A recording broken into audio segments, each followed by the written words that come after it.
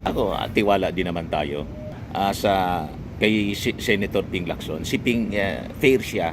Bumabase lang siya sa mga dokumento, mga kababayan. Tingnan natin kung ano ang sinasabi sa mga documents para malaman na, magkaalaman na mga kababayan kung sino talaga yung totoong sangkot. Di ba po?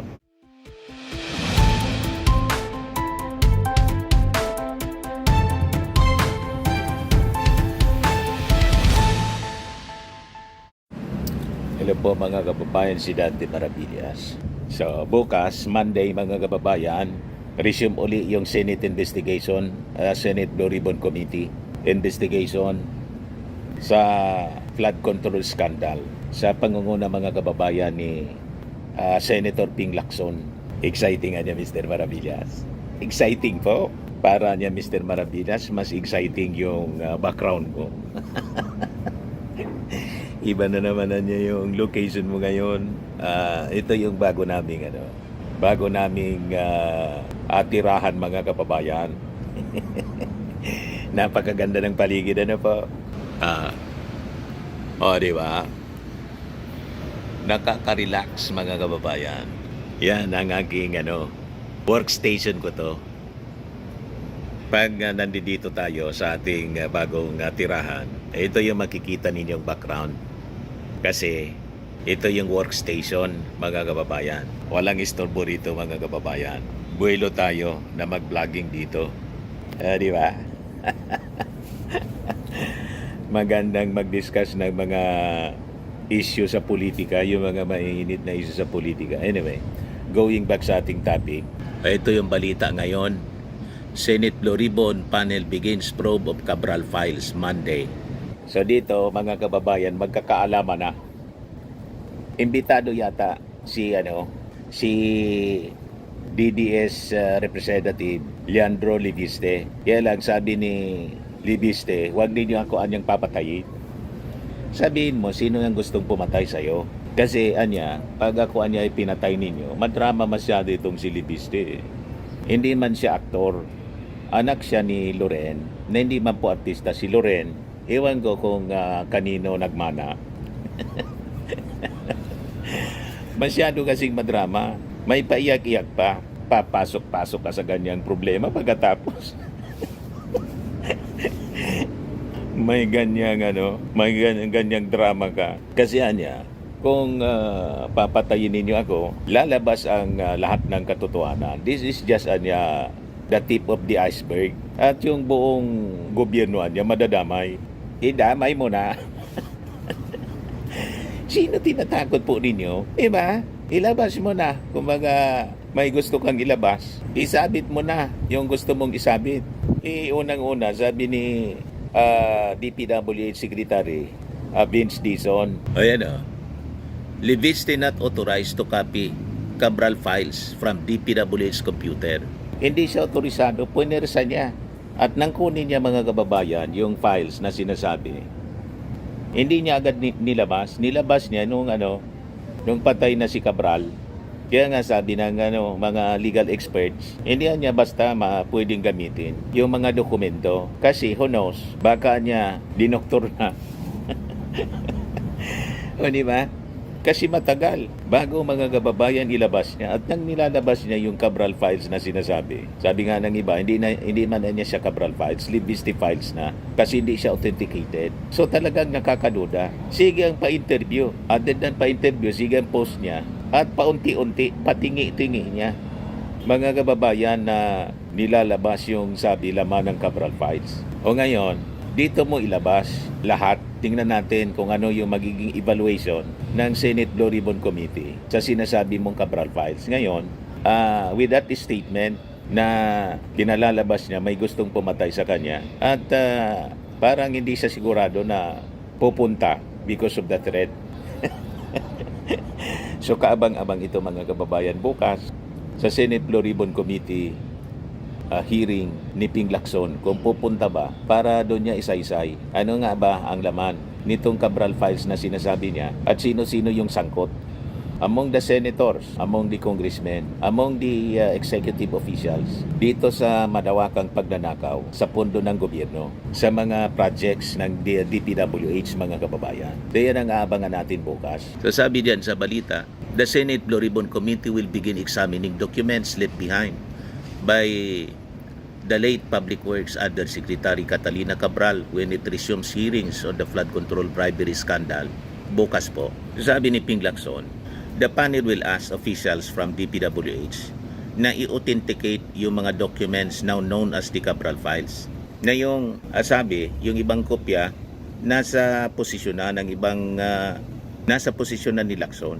At may mga personalities daw na may hawak din ng sinasabing Cabral files. So sabi ni Ping Lacson, to be fair, Anya, any document the DPWH cannot authenticate, including those in my possession, will not form part of the committee records. So tama, ako tiwala din naman tayo sa kay Senator Ping Lacson. Si Ping fair siya. Bumabase lang siya sa mga dokumento, mga kababayan.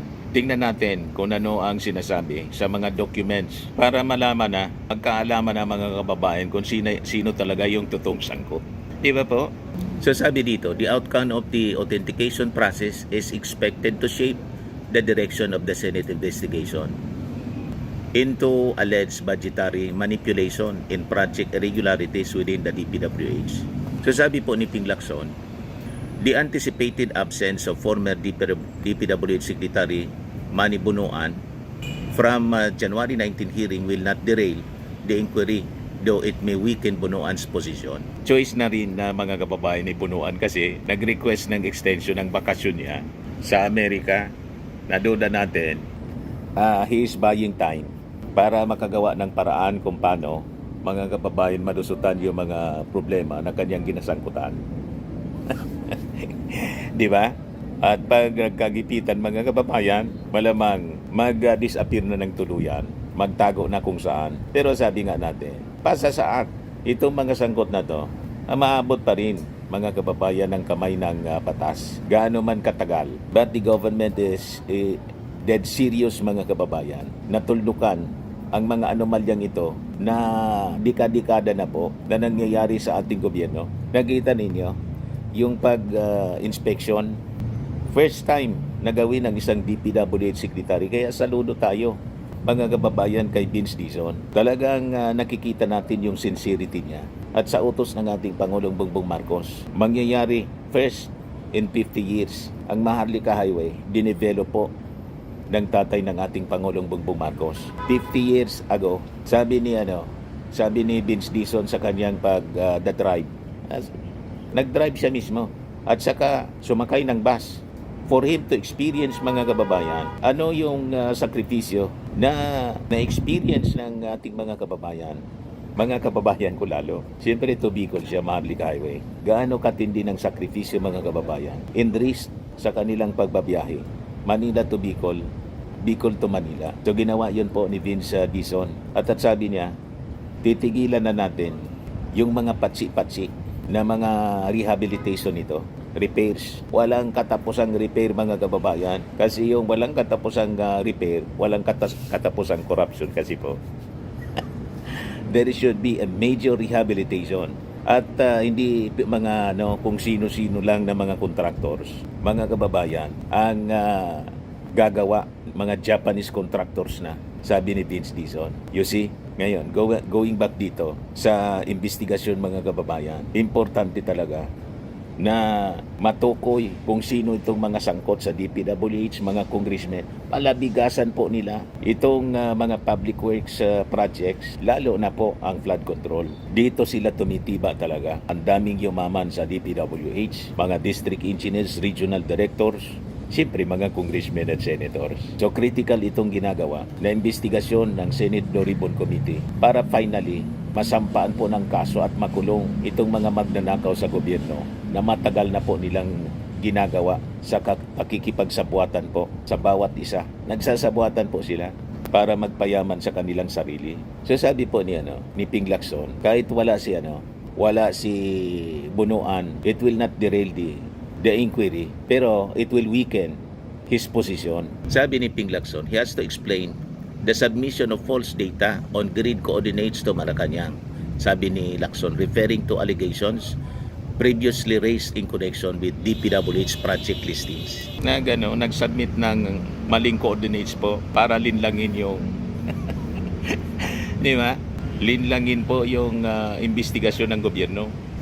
The committee has also invited representatives from the DOJ to clarify whether the DOJ approved Bunuan's request to extend his stay sa California, citing the postponement of his wife's eye operation to February 15.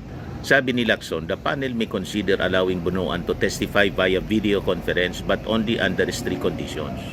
If he attends remotely, it must be from the Philippine Embassy or consulate where an oath can be administered. Meanwhile, sabi po ni Ping Lacson, tungkol naman doon sa mga tinatawag na allocables project funding request or list endorsed by lawmakers to implementing agencies during the budget process are no different from attempted robbery if they are pursued for kickbacks. If you submit a wish list or allocables, even without assurance, they will be included in the final General Appropriations Act, and the motive is to collect commissions that can be likened to attempted or at the very least planned robbery, sabi po ni Lacson. Sabi ko sa inyo, kung yung mga magnanakaw po, galit na galit tayo sa mga magnanakaw dyan sa kalye, mas dapat tayong magalit dito sa mga magnanakaw na nakabarong. Di ba? Imagine, itong mga magnanakaw na nakabarong mga kababayan, ang ninanakaw nila, hindi thousands, millions and billions. In words, ang tawag natin sa kanila, mga honorable men. Di ba plus na panluloko yung ginagawa po? Honorable men and women. Kaya po, natutuwa tayo kasi yung mga big fish ngayon ay namumuro na sila. May plunder case na mga kababayan na ipafile sa mga senador. Ang napangalanan si Jinggoy, yung dati, si Bong Revilla.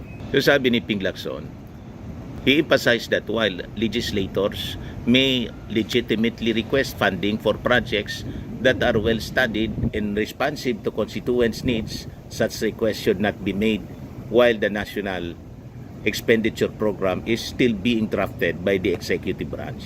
Ang mga legislador niya have no say in the listing of projects in the NEP, sabi po ni Ping Lacson. Congress comes in only after the NEP is submitted, when amendments may be proposed. Paliwanag mga kababayan ni Ping Lacson, ini-attempt niya nitong mga lawmakers to influence project listings during the NEP stage, particularly if driven by prospect of commissions undermines the budget process and could amount to criminal intent. So sabi ni Lacson, that his own institutional amendments to the budget were based on vetted requests from government agencies or in realignments made under Congress oversight role. Naging practice na po yan mga kababayan talaga sa napakatagal na panahon.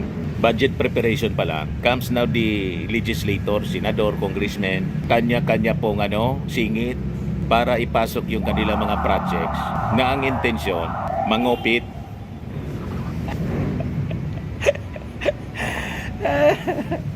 Yung kickback ang intensyon, hindi man po yung talagang project na makakatulong sa community. Kaya tingnan ninyo mga kababayan yung nangyari. Karamihan sa mga projects po, lalo sa flood control, ay talaga po butit na diskubre ng ating Pangulong Bongbong Marcos. Kaya nagalit yung ating Pangulo, napahiya siya. Ang akala ng ating Pangulo sa dami ng mga flood control projects, hindi na babaha sa ating bansa. 5,500 na yung naipagawa. Nagbabaha pa rin sa Metro Manila. Lalo sa nabuta sa lugar ni Toby Chanco. Ano yung nangyari? Kaya sa yung sumunod na zona ng ating Pangulo, sabi ng ating Pangulo, maya naman kayo. And the rest is history. Abula na mga kababayan ngayon. Kasi dapat talaga panagutin ito mga magnanakaw sa gobyerno.